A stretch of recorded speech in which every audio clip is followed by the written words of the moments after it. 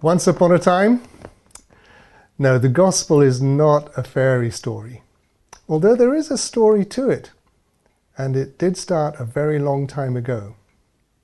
The scientific evidence points to a moment about 13.75 billion years ago, when God brought space-time into existence from nothing. He established the physical laws that caused everything to stick together and grow and develop into the beautiful, vast, complex universe that we now observe.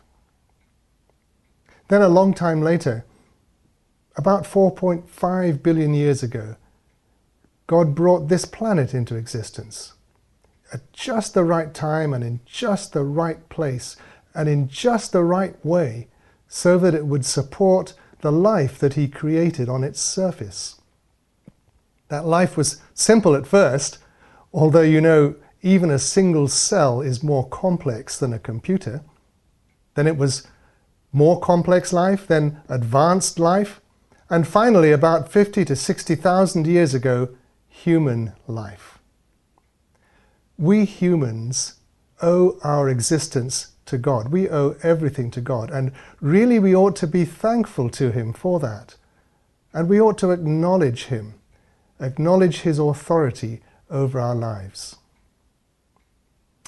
But unfortunately, it seems as though right from the very beginning, human beings rebelled against God.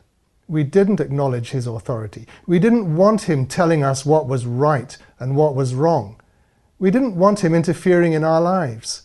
We wanted to make our own decisions. We wanted to rule our own lives. And that means that all of us human beings find ourselves on the enemy side as far as God is concerned. Oh, I know that most people don't actively rebel against God. Most people perhaps just mind their own business and ignore Him. And some people aren't aware of Him at all. But the fact is that we're on the enemy side.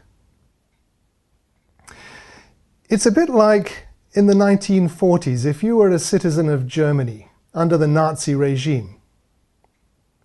It didn't matter if you were a member of the party, if you were a common soldier, or if you were just an ordinary person. As far as the Allies were concerned, if you didn't come out and join the resistance movement, then you were part of the enemy side.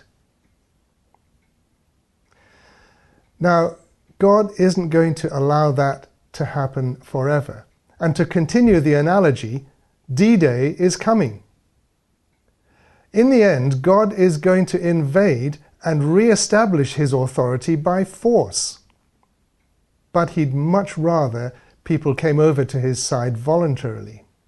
That's why He sent His personal representative, His Son, Jesus Christ, to form a sort of resistance movement. And He calls on every man, woman, and child on this planet to stop rebelling against Him and join that resistance movement by acknowledging the authority of His personal representative, His Son, Jesus Christ. That call is open to everyone. And it's open to everyone until D-Day comes or they die, whichever happens first. If you don't accept the call, if you continue to ignore God and rebel against Him, well, what you're doing is identifying yourself as God's enemy. And that means He'll treat you as such. You don't want God in your life? You want Him to leave you alone? In the end, He will leave you completely alone. You don't want Him interfering? He will separate you from Himself completely. And what that means is that you will lose everything that's worth having, because every good thing comes from God. You will end up facing an eternity of misery, what we call hell, hopelessness, emptiness, loneliness, and loss.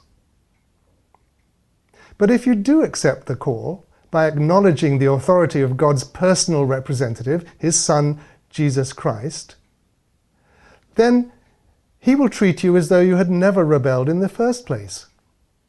You'll be forgiven because Jesus paid the price for what we've done wrong when he died on the cross.